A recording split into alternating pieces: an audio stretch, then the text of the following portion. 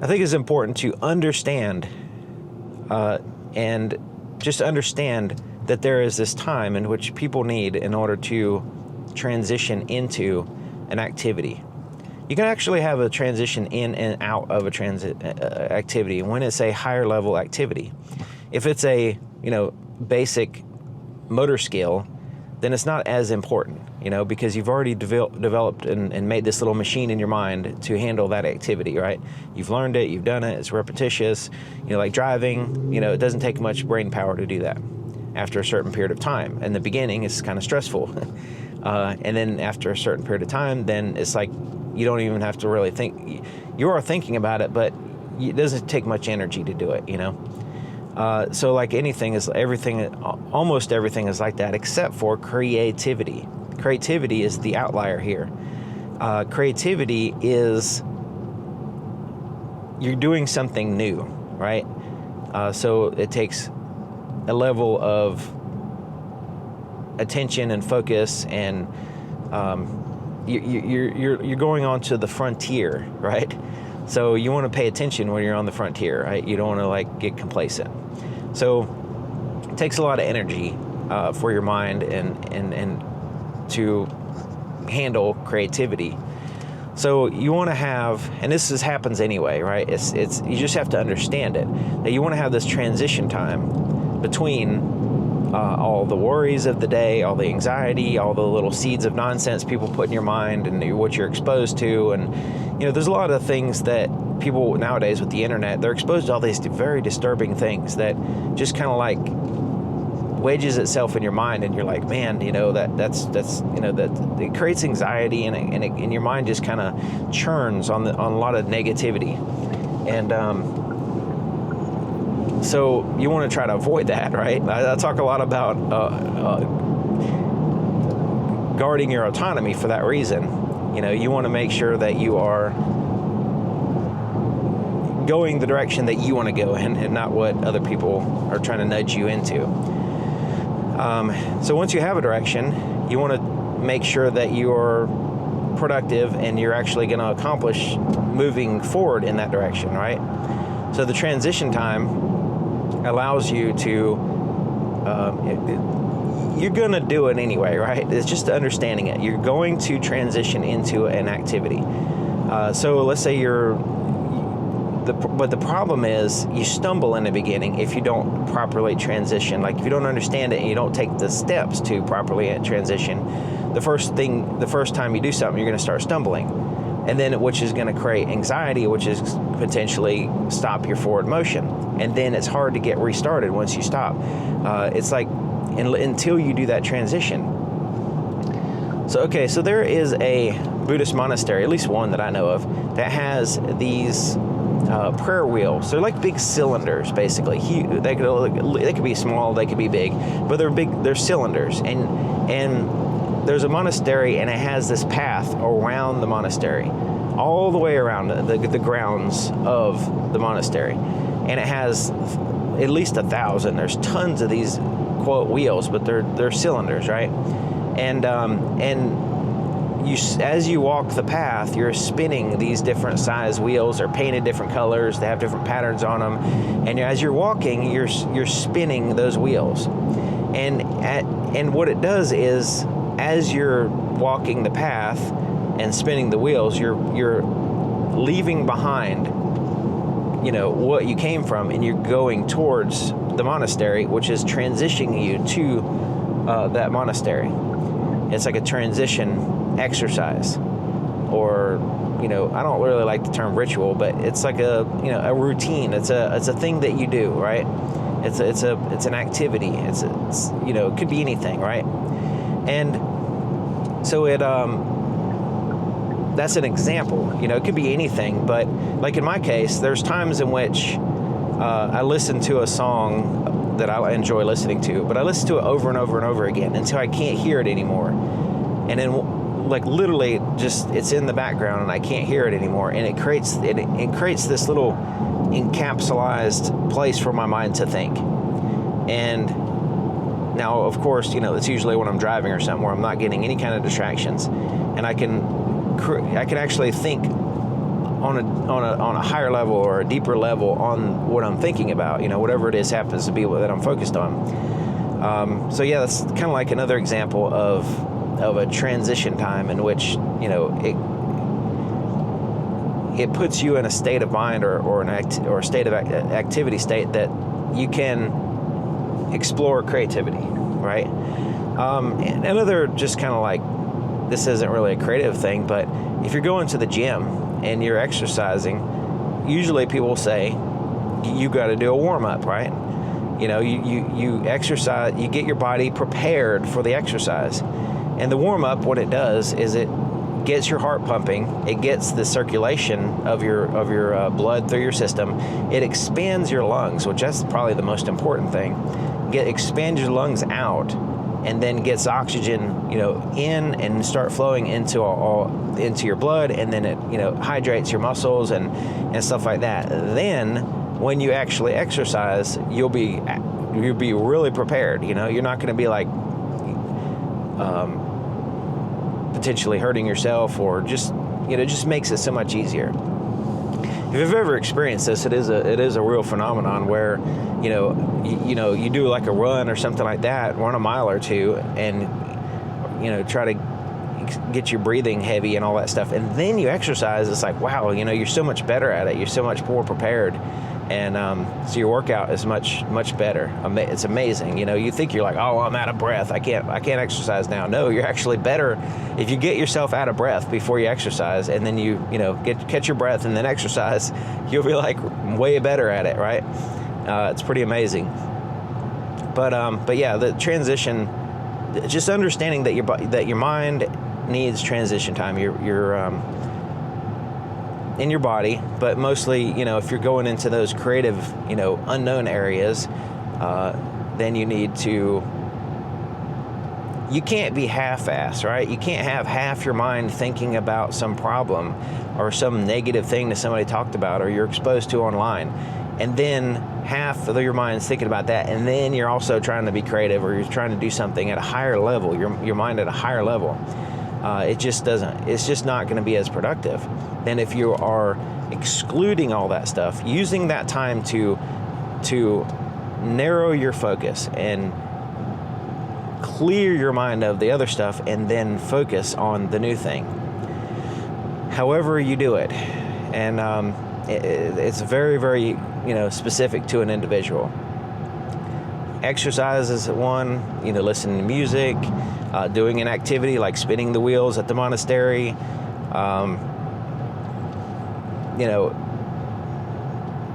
it could be going for a walk, it could be going for a drive, with no music or with music or whatever, by yourself. It could be any of those things. But yeah, if you have any ideas on what, or just examples, leave that in the comments. I think it'd be helpful, because I'm very limited on, my perspective is my perspective and not everybody else's. So I'm sure there's other things that, people do, as an example. Like people, like you get up, you take a shower before you go to work, right? You take a shower, brush your teeth, and then you walk out of the house and you're ready to go. You feel refreshed and you're transitioned to meet the world, right? And then the drive maybe is the transition to get to work.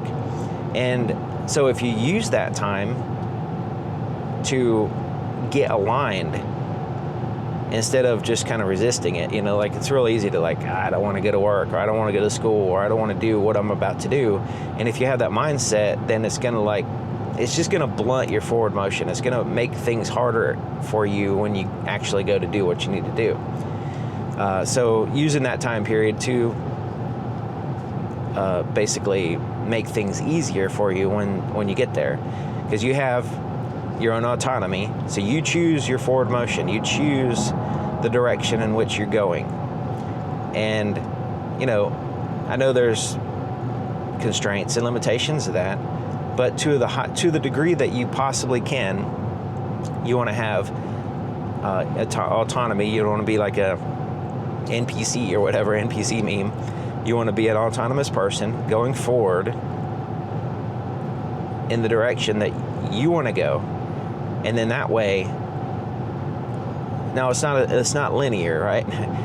Sometimes you have to do some things that you don't want to do to get to the point where you're doing the things that you want to do. So it's like it's a little bit of a zigzag, but it's the general direction that you're going is the direction that you would want to go, And one thing to consider here is that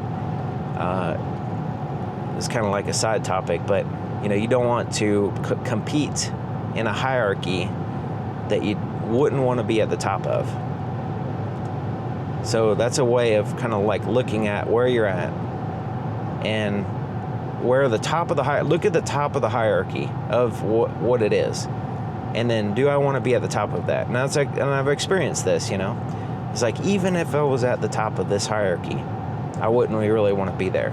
So I need to change. I need to figure out a way to change what I'm doing to something else where it's more aligned with put my energy in a place where it's more aligned with what I would like to do, right? But yeah, the transition time. Now the transition times could be 5 minutes. It could be weeks. It could be weeks or whatever. It could be a longer period of time. But yeah, it's pretty open. It's very open. That's why it's hard for me to kind of narrow down an example. I could just kind of throw out some different examples, but it has to be tailored to you and your perspective, and then your activities and everything. It could be physical, it could be a mental activity, a physical activity, it could be, but it's usually, now it could be in groups, right? So in my case, I'm using examples of me as an individual, right? But let's say I'm working with a team. The team could have a transition time to get out of whatever, just leave behind all their stuff that they going on in their life, which is not irrelevant, right? It's just not the time to be focused on it. And then so the team can do an activity or something to prepare them, their minds and everything to be aligned with what they're planning on doing as a team, right? So it could be like sports. It could be business. They're having an important meeting. They have to come up with ideas. They have to solve a problem. Whatever it is, write a script for a sitcom. Whatever it is that the team is supposed to be doing, they can have a transition time.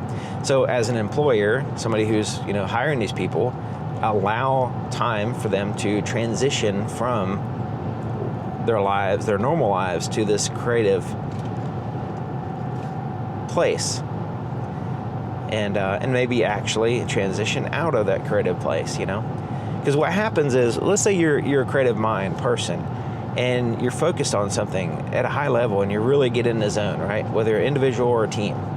And what happens is, I've experienced this, is that if you don't transition out, then your mind just keeps on focusing on it. That could be fine, right?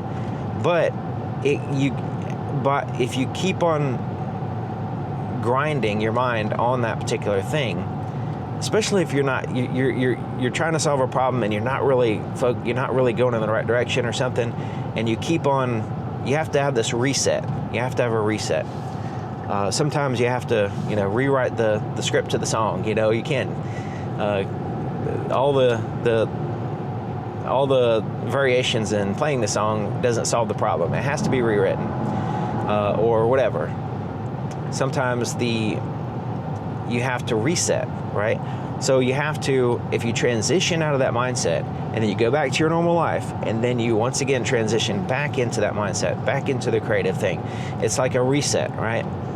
And in that way, because if you're constantly exhausting your mind onto this creative mindset, and you're not getting anywhere, then it's easy to burn out.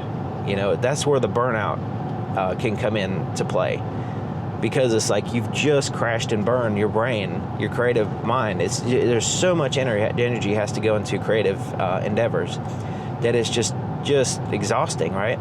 So if you don't transition out, You have to transition in, transition out, you know. And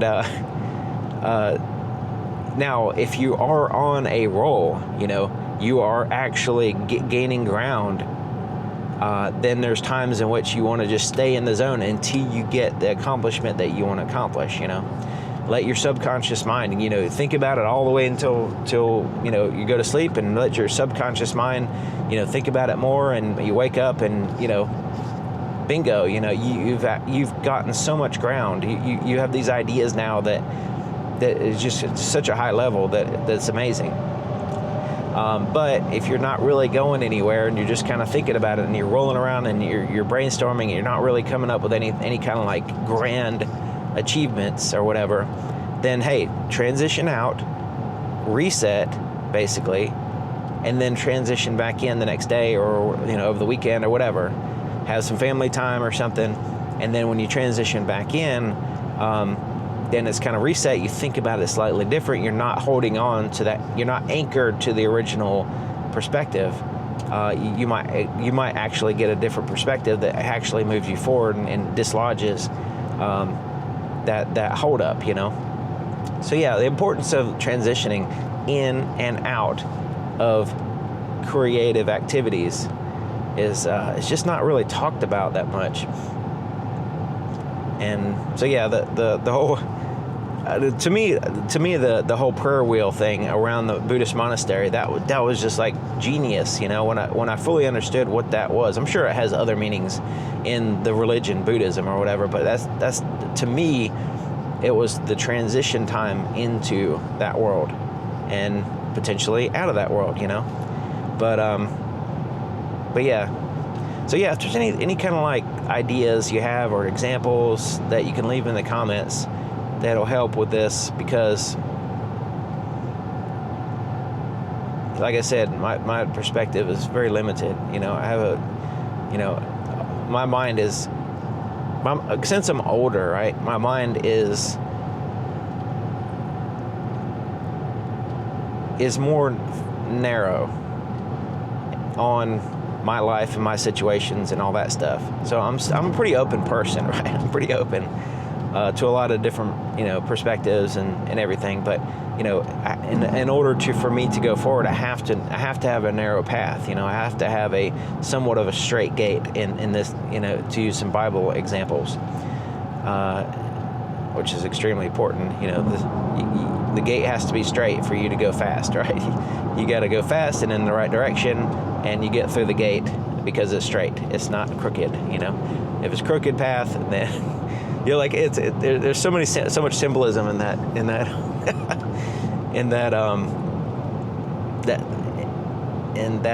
example, you know. There's the straight gate and the narrow path, right? You know, especially morality, that's where it really counts. You know, that's where the deepest part of that description is found. But, you know, it's pretty much everywhere. You know, you have to exclude, right? You have to exclude. So, you know, you can exclude degeneracy. That's an easy one. You know, if it is a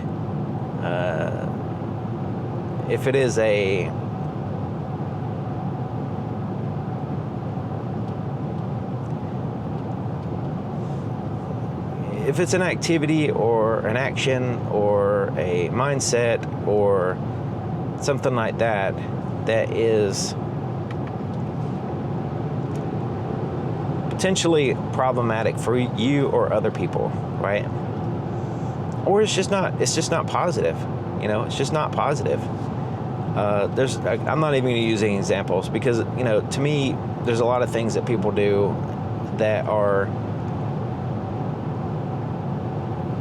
a sign of degeneracy, you know, a sign in which they've at least gone through the wrong direction. They went the wrong direction in their lives for at least a period of time, and, you know, and everybody does, but to the degree that you do that, can manifest physically, you know, and mentally, and if you don't transition out of that degenerate, wrong direction part of your life, then it becomes a big problem that compounding problem. just like positive things compound in a positive way. So yeah, I think that's probably a different discussion. There's so many things that connect to autonomy, that connects to productivity, creativity, all that stuff, that it's easy to just like go in all directions, because it's like a web. But anyways, if you have any ideas or thoughts or anything, just leave it in the comments. Thank you for listening to the rambling here at the end, and I'll see you guys next time.